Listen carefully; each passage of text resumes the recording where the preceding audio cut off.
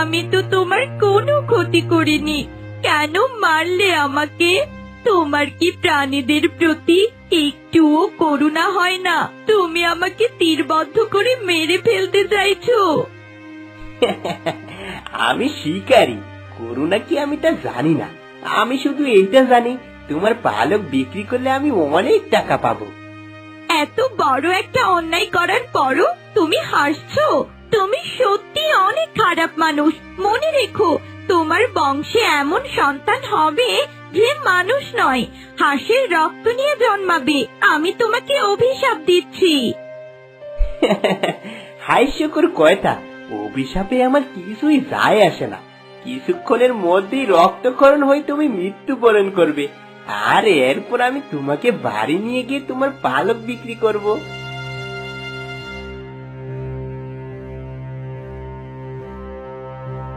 না না, এই হাঁসের অভিশাপে আমি সত্যি ভয় পাচ্ছি।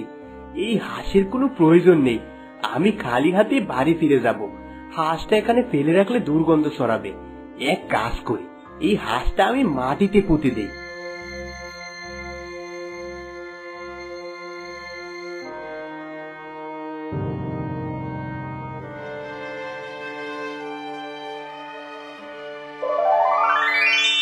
এ কি, হাঁসটা মাটিতে পুঁতার সাথে সাথে একটা গোলাপ গাছ হয়ে গেছে। না না, এখানে থাকা আমার জন্য নিরাপদ হবে না। আমি বরং বাড়ি ফিরে যাই।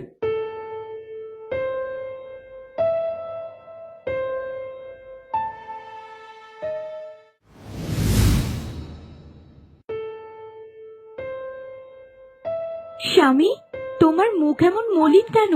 কি হয়েছে? যখনই তোমাকে দেখি সারাক্ষণ শুধু মুখ ভোঁতা করে রাখো। কি হয়েছে বলবে তো? জানি না গো, সেই হাঁসের কথা আজও কানে বাজে। আমি মা হতে চলেছি, আর এখন তুমি এসব বাজে বাজে কথা বলা শুরু করেছো। যদি আমার পেট থেকে একটা হাঁসের মতো বাচ্চা বের হয়? হাঁসের অভিশাপ? না না, এমন হবে না। একদম এসব বাজে কথা মুখেও আনবে না। আমাদের ঘরে একেবারে সুন্দর সবল বাচ্চা জন্ম নেবে, যে তোমাকে আর আমাকে খুব ভালোবাসবে। এখন শুয়ে পড়ো, অনেক রাত হয়ে গেছে। আমার আবার বেশি রাত জাগলে শরীর খারাপ করে।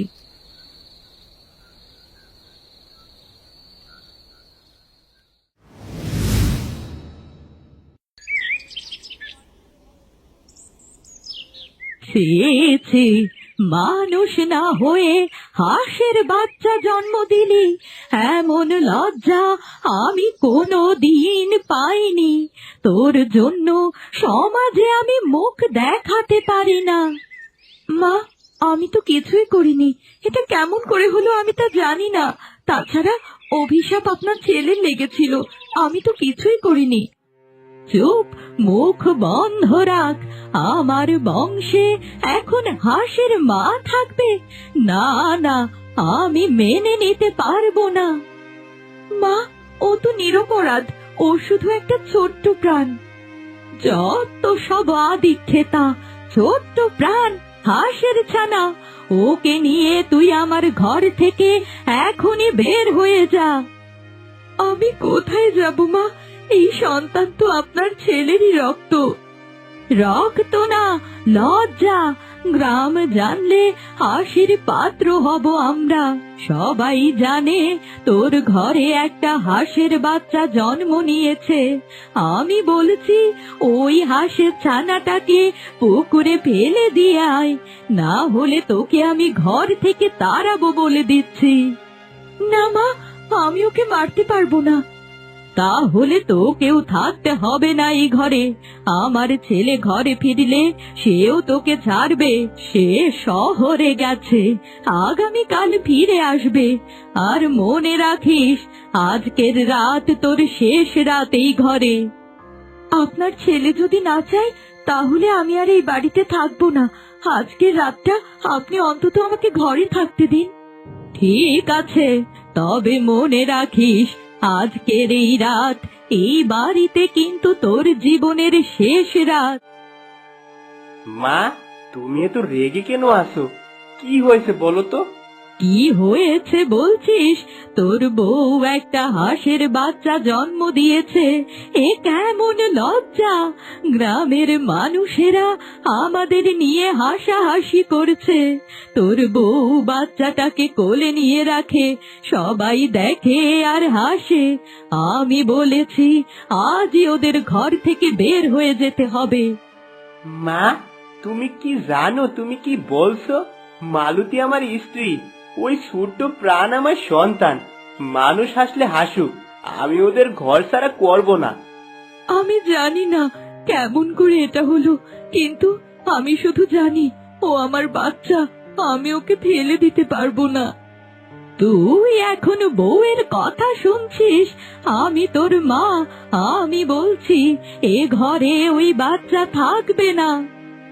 মা, আমি জানি তুমি রাগ করেছো, কিন্তু একটু ভাবো, ও তো আমাদের ঘরেরই সন্তান। হয়তো এটা কোনো অভিশাপ, হয়তো কোনো আশীর্বাদও হতে পারে। আমি ভয় পাই, গ্রামবাসী হাসে, অপমান করে, আমি সহ্য করতে পারি না। মা, লোকে হাসলে হাসুক, কিন্তু আমি আমার পরিবারকে রক্ষা করব। আর যদি আমি ওদের ফেলে দেই, তাহলে আমি কেমন মানুষ হলাম বলো তো? আমি এর আগে অন্ধ হয়ে গিয়েছিলাম রাহুল, কিন্তু তুই যা বলছিস তাতে সত্যি আছে। এ আমাদের মেয়ে, আমাদের ভালোবাসার চিহ্ন। একদিন এই বাচ্চাই প্রমাণ করবে মনুষ্যত্ব জন্মে না, গড়ে ওঠে মমতায়।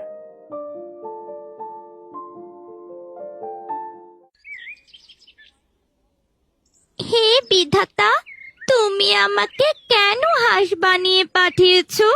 ছোট্ট ছোট্ট বাচ্চারা কত সুন্দর করে খেলাধুলা করছে, আর আমি সারা দিন একা একাই বসে থাকি।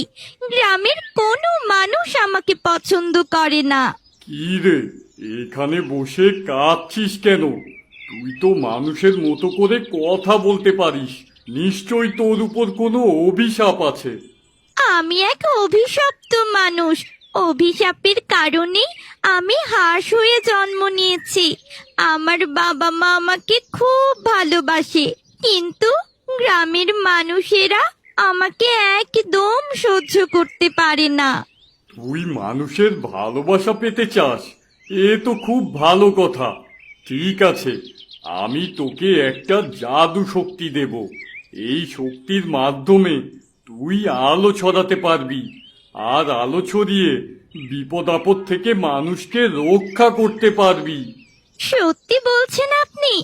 আমি আপনার উপর খুব খুশি হয়েছি সন্ন্যাসী বাবা। তাহলে আমাকে এমন একটা শক্তি দিন যার মাধ্যমে আমি সহজেই মানুষের ভালোবাসা পেতে পারবো।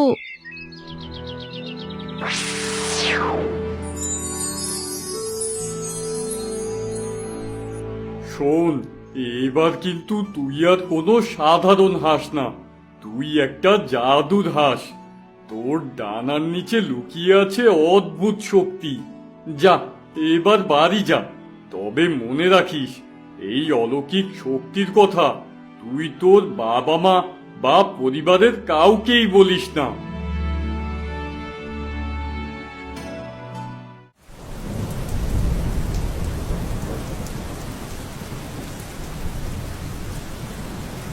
এ কি হয়ে গেল?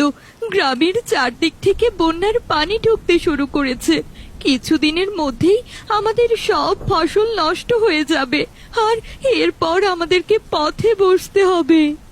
বাবা, তুই আর দেরি করিস না, গ্রামবাসী নিয়ে নদীতে একটা বাঁধ দেওয়ার চিন্তা কর। দেখবি এই গ্রামের সব ফসল বেঁচে যাবে। ঠিক বলেছো, গ্রামে যদি কোনো রকমে একটা বাদ দেওয়া যায়, তাহলে গ্রামের সব ফসলগুলো বাঁচানো সম্ভব। ও বাবা, আমাকেও সাথে করে নিয়ে যাও। আমিও দেখতে চাই কিভাবে নদীতে বাঁধ দিতে হয়। আরে না না, তোকে নেয়া যাবে না। এমনিতেই গ্রামবাসী তোকে পছন্দ করে না।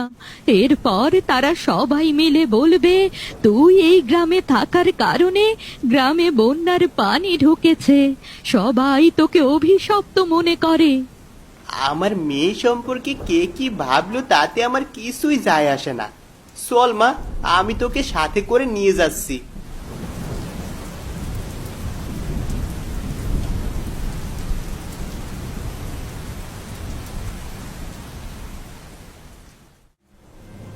কি রে, তোকে তো আগেই বলেছিলাম এই অভিশপ্ত হাঁসটাকে গ্রাম থেকে বের করার ব্যবস্থা কর। ওর জন্যই গ্রামে এসব প্রাকৃতিক দুর্যোগ ঘটছে। শিকারীকে কি করে যে কি বলবো সেটাই বুঝতে পারছি না।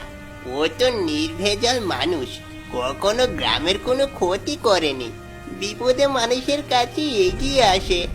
দেখতে পাচ্ছিস না, গ্রামে বন্যার পানি ঢুকতে ঢুকতে সব ফসল একেবারে নষ্ট হয়ে গেছে। এখন শিকারীর প্রতি মায়া দেখিয়ে কোনো লাভ হবে না। কি করি বলতো? এক কাজ করি, চল মোড়লের কাছে গিয়ে ব্যাপারটা জানিয়ে আসি। আমার মনে হয় ওই অভিশপ্ত হাঁসটাকে গ্রাম থেকে বের করে দিতে হবে, তা না হলে গ্রামের এরকম ক্ষতি হতেই থাকবে।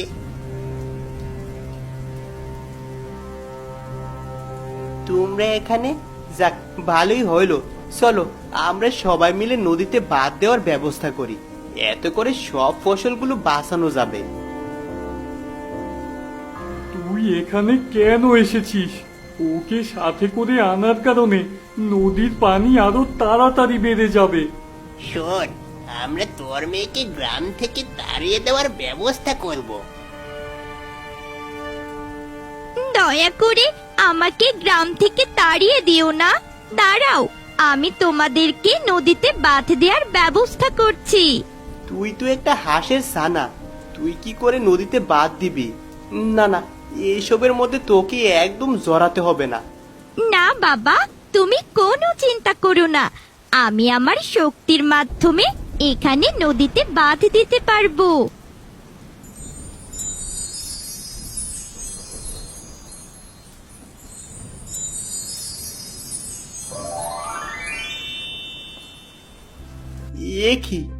এ কি অদ্ভুত ব্যাপার! না না, আমি তো আমার নিজের চোখকে বিশ্বাস করতে পারছি না। তোর মেয়েকে আমরা এতদিন অশুভ শক্তি ভেবেছি। না না, ও কোনো অশুভ শক্তি নয়। ওর জন্যই আমরা আজ বন্যার হাত থেকে রক্ষা পেলাম। এরপর থেকে আমরা মনিয়াকে সবাই খুব ভালোবাসবো, আর কেউই কখনো মনিয়ার সাথে খারাপ ব্যবহার করবো না।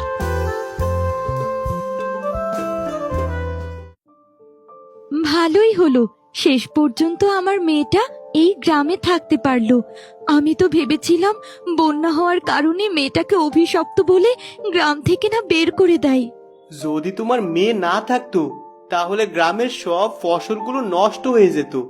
আজকে আমার মনিয়ার জন্যই গ্রামের ফসলগুলো রক্ষা পেয়েছে। ওগো, শুনছো? তুমি তো বলেছিলে যেখানে তুমি ওই হাঁসটাকে পুঁতে রেখেছিলে ওখানে একটা গোলাপ গাছ হয়েছে। চলো না, আমরা গোলাপ গাছটা একবার দেখতে যাই। এমনও তো হতে পারে সেই গোলাপ গাছের কাছে ক্ষমা চাইলে আমার মেয়েটা তার মানব রূপ ফিরে পাবে। না গো বউ, এমন কিছুই হবে না। যা হওয়ার তা তো হয়ে গেছে, তুমি বাস্তবতাকে মেনে নাও। না গো, আমি তোমার কোনো কথাই শুনতে চাই না। আমি একটা শেষ চেষ্টা করে দেখতে চাই। আচ্ছা, তুমি যদি মনে শান্তি পাও তাহলে আমি তোমাকে সেই ব্যবস্থাই করে দেব। কাল ভোর হওয়ার সাথে সাথেই আমরা তিনজন মিলে যাব সেই গোলাপের কাছে ক্ষমা চাইতে।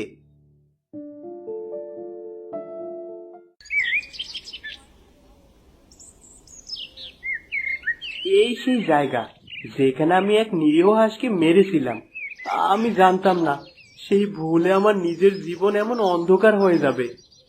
বিধাতা হয়তো চেয়েছিলেন তুমি শেখো, কোনো প্রাণকে কষ্ট দিলে তার প্রতিধ্বনি একদিন ফিরে আসে। সারা জীবন আমরা আমাদের পাপের শাস্তি পেয়েছি। হে প্রকৃতি, হে গোলাপ গাছ, আমি তোমার কাছে ক্ষমা চাই। আমি অজ্ঞ ছিলাম। সেই হাঁস যদি শুনতে পায়, জানো আমি তার কাছে হাত জোড় করে ক্ষমা চাইছি। যে অভিশাপ আমার কোলের সন্তানকে হাস করে দিয়েছিল, হে ঈশ্বর, যদি আমাদের ভালোবাসা সত্যি হয় তাহলে আজ ওকে তার রূপ ফিরিয়ে দাও।